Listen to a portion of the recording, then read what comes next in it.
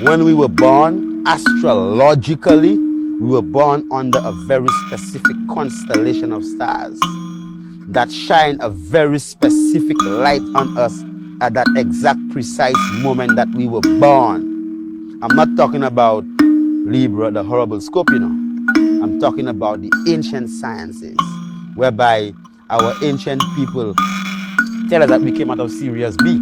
So how our ancestors were able to map the path of Sirius B, an invisible star, the dog star, the twin star to Sirius A, that they only saw just about 15 years ago or so, right? Using powerful telescopes. But our ancestors, the Dogon people, were able to map the whole pathway of Sirius B, an invisible star. The dog star, right? That if it is the brightest star in the heaven, is the color of the dog star, the Sirius. That's right after Orion, right? So then when you understand that, we have that intricate connection, as above, so below. So you are a star. That's why I'm a Rastafari, you know, Rastafari.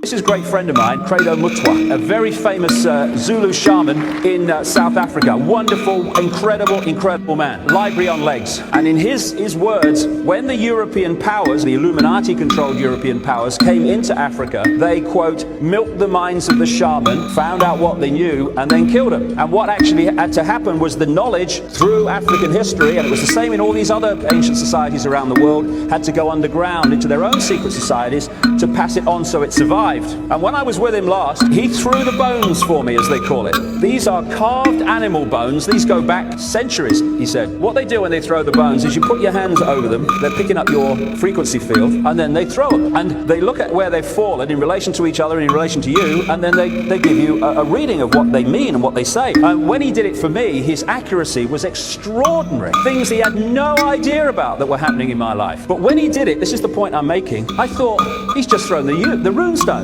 up in Germany, in that area of the world. Hey, he's just read the tarot cards from another area of the world. What I'm saying is this same knowledge, once universal, went off in different directions and took different expressions, but it's the same knowledge. And this is the knowledge they have worked for centuries to take out of circulation, so that around the world we start to get a false version of who we are, a false version of reality, and a false version of what's happening on the planet.